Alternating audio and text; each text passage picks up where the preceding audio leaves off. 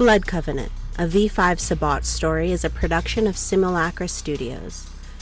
This podcast is intended for a mature audience and contains descriptions of violence, sexual activity, mental illness, body horror, and inhuman supernatural depravity.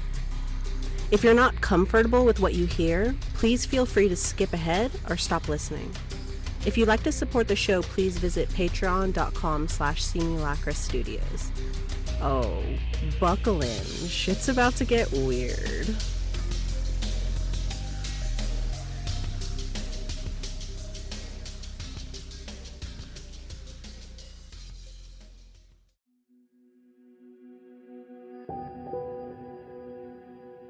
He does look up at that, like, yeah, he's trying to read what she's trying to get out of it. And I'm looking at Leon. I think the only weakness we would have would be our members are so green. They're too new. Fresh. Very fresh. But they're moldable. Some more than others. I'm asking because things are moving. The sword has plans, and we think you might be part of them. But we need to make sure. So let's go down the line, shall we? Payslee, where is Leon weak? He just kind of looks at you, and he's trying not to look like he's trying to bully browbeat you into saying only positive things.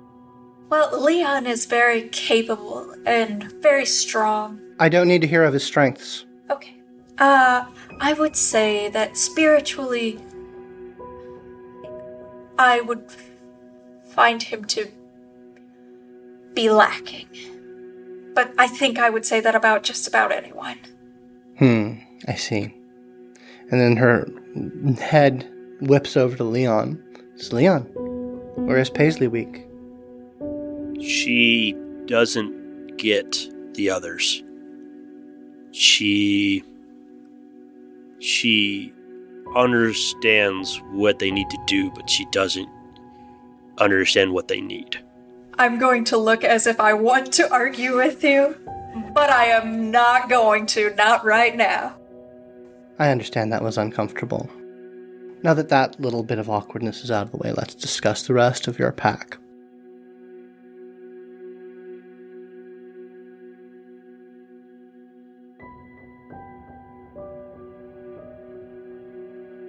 Down in the club, Layla, as I described, you have no shortage of admirers.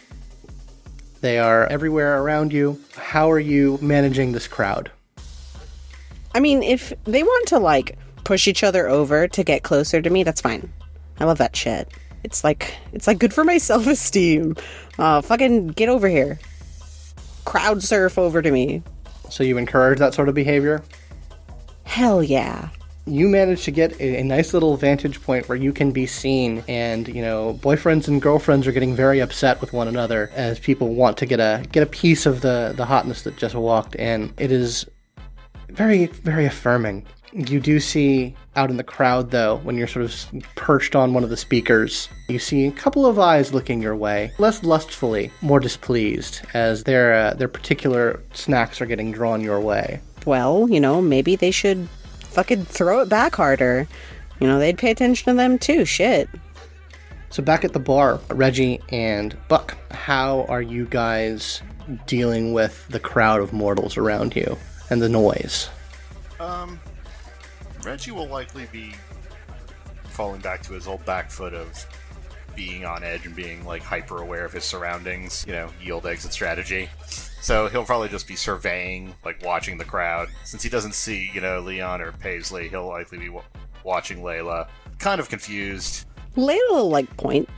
What? I can't. I don't. She's, pointing, beckoning him.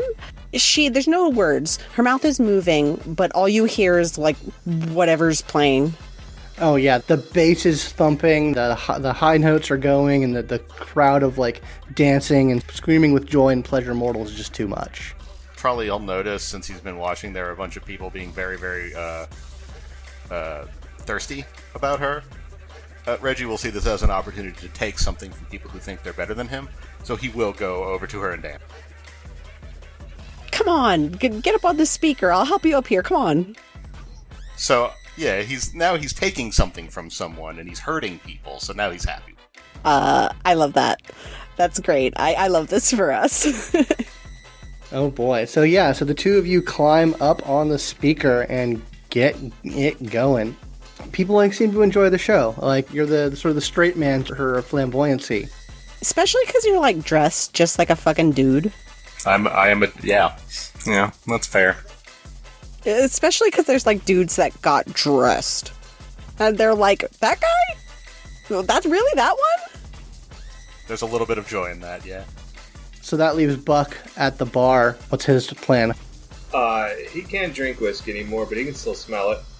So he's got a glass of whiskey sitting in front of him that he's sort of staring at dejectedly, and then occasionally he'll kind of look over and see Reggie and Layla doing their thing, and it will kind of warm him a little bit. And he'll give a little half grin to them, and kind of okay, yeah, you guys are all right.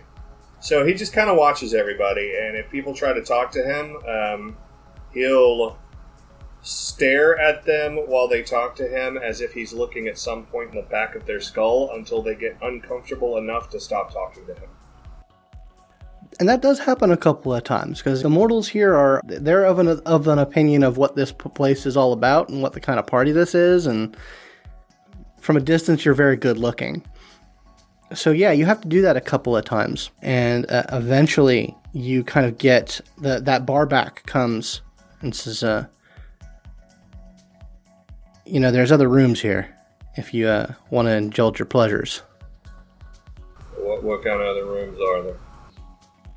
Well, themed rooms, places where you can do your own thing. What makes you think that my own thing is not sitting at the bar and being annoyed with people like you? Hey man, if that's your thing, I can do that all night. If you can do it all night, I can do it all night. I think we probably got a lovely setup just right where we're at. Okay. Just want to make sure you're having a good time, man. This is a party. This is, it's not an S-spot, but, we're here to have fun. Trust me, dude, I get it. Everywhere I go, somebody wants to suck my dick.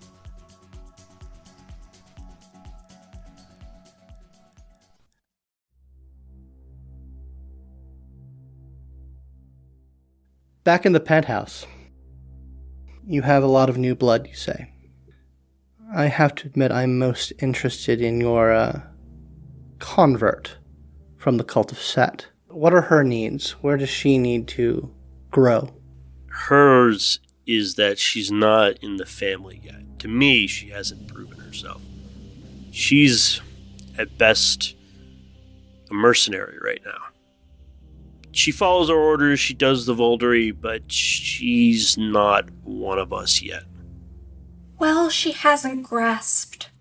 She hasn't understood the teachings of Cain yet. She hasn't fully accepted him.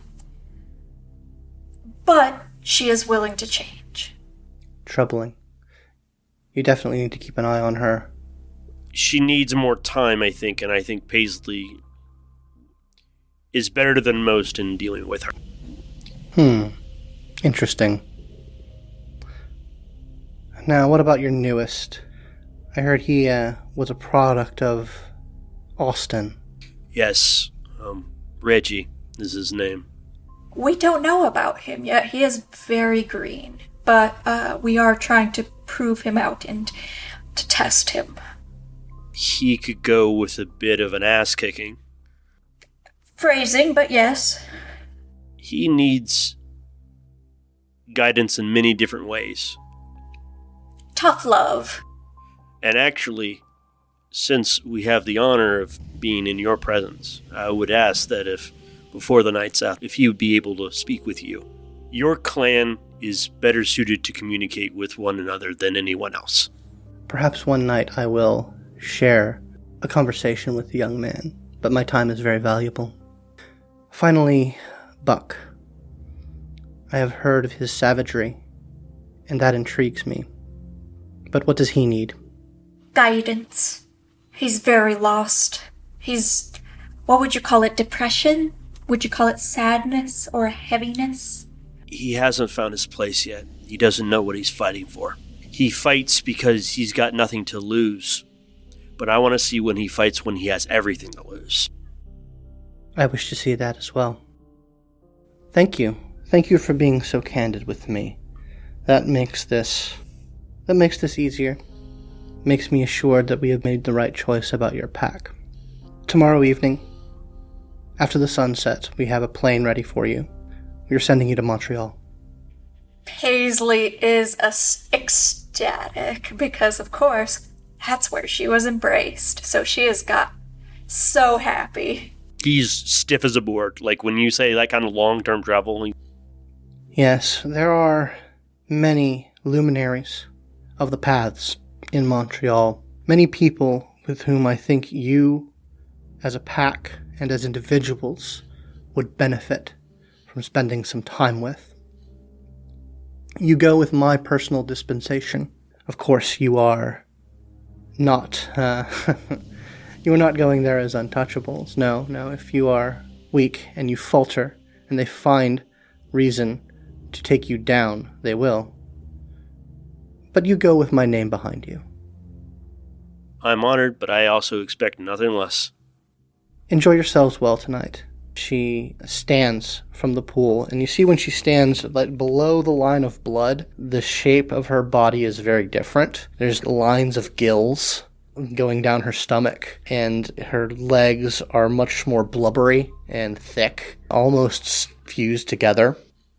And she dips her large hands, and they become cup-like. She dips them down into the pool of blood and offers her hands to the two of you. I let Payslee go first, and then I will also consume. Yes, I will gently take her hand and just thank you so much. The blood, when you taste it, it's so strange. It's obviously mostly mortal, but she's been stewing in it. She's been stewing in it, and it's been filtering through her body in some strange way that has been benefited from her flesh crafting. So there's just this hint of Cainite behind the fresh mortal blood. A hint of potency in it. Mm-hmm.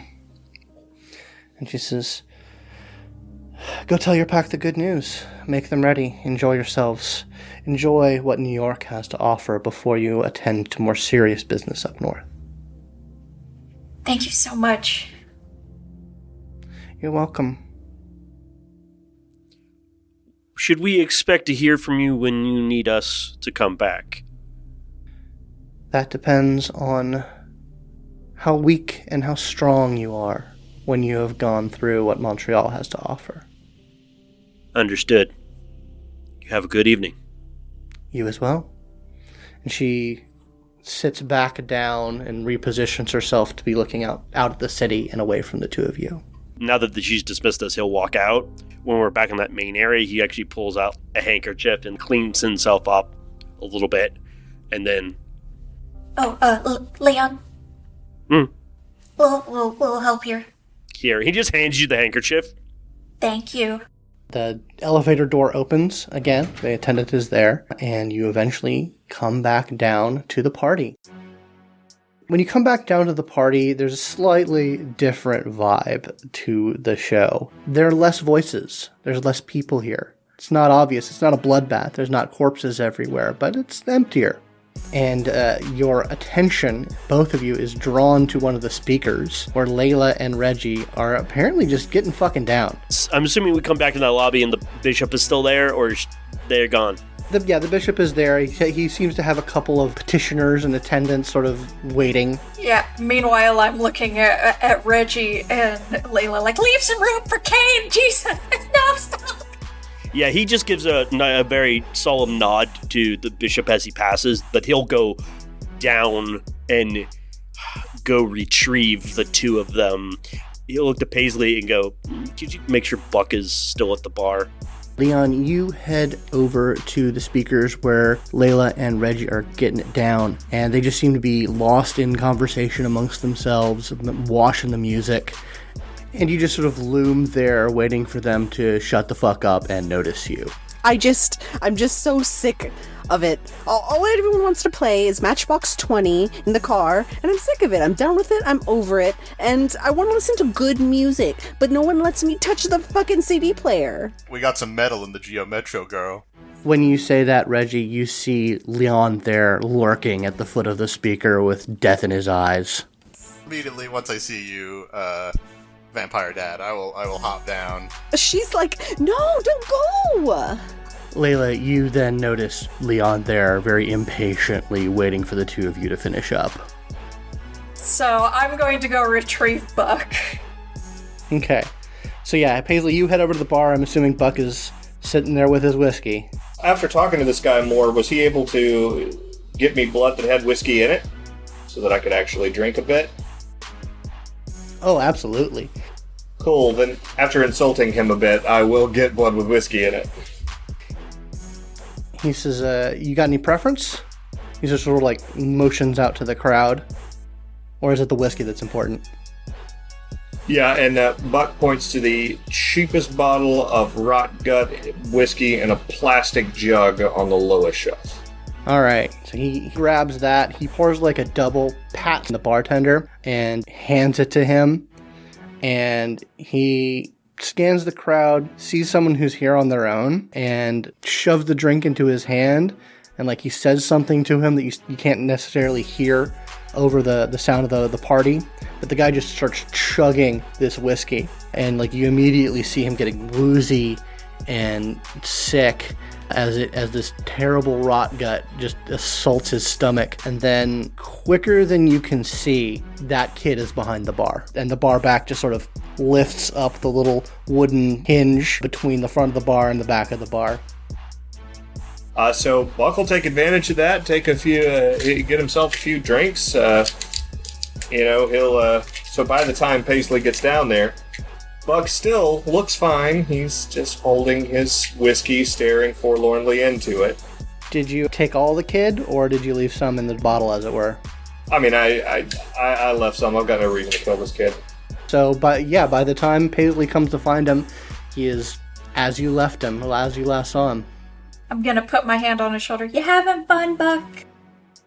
Yeah, I'm having a great time. How are you doing? We have some big news. Leon and I have some really cool news. So, I mean, once we get everyone together, we'll tell you everything. I can tell you are really excited, and I like it. I like seeing you excited. It makes me excited. Oh, thank you. You can't drink this, and I'm pointing down at the little whiskey shot. Oh no! I just like the way it smells and the way it feels in my hand. It reminds me when I was younger. I'll tell you that story another time. You got big news, right? Let's go talk about your. I probably come to the bar with the two kids in tow. This guy was telling me this guy is cool. I like him. He was telling me there's rooms in the back that are private and whatnot, and you can do all kinds of shit back there. You can do whatever you want. Is what he said. The guy at the bar kind of sizes you up, looks to Payslee and Leon and says, like, you guys need a room? Yeah. Cool, man. He pulls out a drawer behind the bar and pulls out like a card key. He'll take it. His cigar is now back in his mouth. It doesn't have a room number, it has a room name. It's like a conference room. This condominium thing has a business center attached to it. And he says, you guys need to talk, right? Yeah. Cool, that's the tamest one. So yeah, he just slides it over and like points you in a direction. He'll start leading the way. Paisley is nearly skipping. He'll look to Reggie and Layla and be like, we've got some things to talk about. Big things. This will be fun. Oh, okay. At first I was a little worried. He seems kind of serious. I was like, are we going to be executed? But now I feel better. No, this is great news. No execution, not tonight at least. Not by me at least. Though, and he just looks at you, looks at Reggie and like, you were dancing? With the food? I thought he was dancing great. I was very impressed. Reggie is a great dancer. It's kind of like grinding up on a cow, is what I... It's not like that at all. why are y'all like this? They're still people. They're still just look. There's Susan over there. She's got 4 kids, and she's been a Weight Watcher. She's worried about her weight. I ain't never seen a fucking cow that's worried about his weight. Yeah, sentience. They want things and they know they want things, so I can't quite think of them as just food. He scans the card as he says, "We have more important things than the poultry right now." Poultry. Wow. Okay. And you guys come into a pretty small but very well-appointed conference room. It seems to have some level of, like, sound baffling, just so that people can have, like, private meetings. It looks like there's actually been more sound baffling stapled to the walls recently. So yeah, you guys have a small table and some chairs that you can guys sit and have a chat. He lights the cigar and says to sit down. Still a dirty habit. Payslee, I'll let you do the honors. So we have been asked by Priscus Vykos to travel to Montreal. Tomorrow there will be a plane waiting for us. We will board it, we will go to Montreal, and we are there as emissaries. Not untouchable though, so, I mean, we succeed or fail on our own strengths and weaknesses. So, you know. Strength to do what, exactly? This is a crucible. They're testing us. They gotta send us to fucking Canada for that? Yes, they do, because that, Buck, the spiritual heart of the Sabbat, the Sword of Cain. It's where I was embraced into Cain's love. Oh, I was embraced in a dumpster. Does that mean that I should get excited every time I smell one? If you're that kind of person. What this is, from what Priscus Vykos did not say much, but what she did say told me volumes concerning the future that we all have with the Sabbat. They like what we've done, what we did with your coven. As he looks to Layla, they think there's a future and they want us a part of it, but they don't fully think we're vetted. And this is their vetting us. So we're going to have to go through Sabbat Double Dare? I like the way you think, Reggie. That's astute. I like that. That's not how I would put it, but they're not wrong. Well, hold on now, but Payslee, you say they're sending us as emissaries. If they sending us to talk to some people, I might as well just go and stay here. No. Oh, it wouldn't be the same without you. Also, I believe Sister Payslee is a little bit misunderstood. We're not emissaries of Vykos. Priscus Vykos can definitely speak for herself. She has dispensed us, so we're not I'm sorry, I'm just so excited. It's just... I like it when you're excited. It makes me feel good. You're so full of energy and life, and I like that. Thank you. So someone very important gave us a nod to go do this thing. Yes. Okay. I think what we're there to do is to test our strength and purge our weaknesses there in the eyes of the sword. And by doing so, we will be ready for whatever they need us to do later. All right. Makes sense to me. As I said, this has great opportunity for all of us because we did lots of very good work recently, but they acknowledge how new you all are as he looks to the 3 new people. Yeah, it gives us an opportunity to work on ourselves. I mean, I'm cool with like a spiritual boot camp. That's fine. All for evolution. Yeah. It'll be like summer camp. It'll be like fun. I know the patois. It'll be fun. Reggie actually has the right of it. It's like evolution. Survive and thrive, or die. And that is the truth. Vykos does not give us protection there, and we will be purged from the sword if we are found wanting.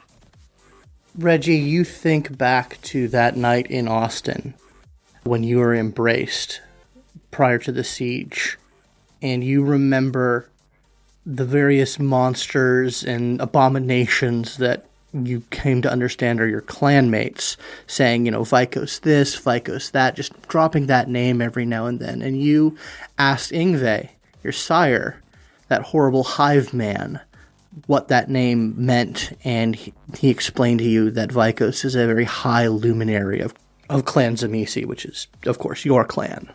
Ah, that Vykos.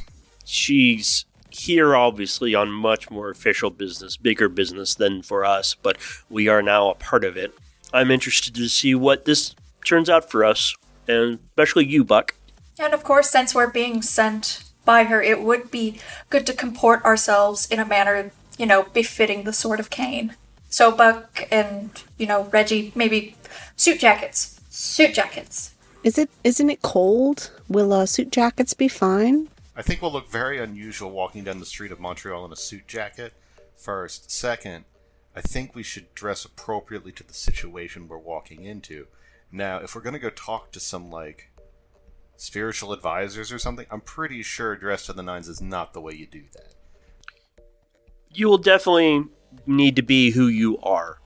That will be important. Yeah, if I'm hiding who I am, how can they, fix that, I guess, or what they're worried about? No, but dress up a little.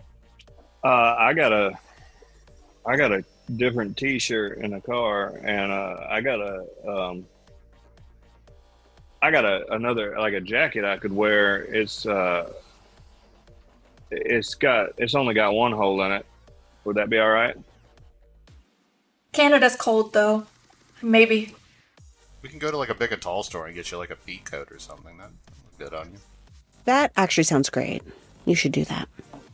I'm sure there's a Pomaida. That I don't know what you just said, but I'm much more intimidated by that than I am by the idea of going to Montreal. Is it because it's Canada? Yeah, well, I hate communist countries, you know what I'm saying? He just takes the biggest draw from his cigar when you said that. Buck, what does that mean? Actually, could you keep talking? What do you mean? I need to know. I don't actually think they're communists. Well, my daddy told me that they were pinko commie bastards up in Canada, and so, you calling my daddy a liar? No, I'm just saying maybe see for yourself. I mean, he might be a lot. He lied about a lot of shit. He could lie about this too. I don't know. Honestly, Buck, I think the only thing they really have socialized up there is their healthcare and their mail. Well, that and our parents really lie to us about a lot of things. I see that this trip is going to be very enlightening for all of us for many different reasons.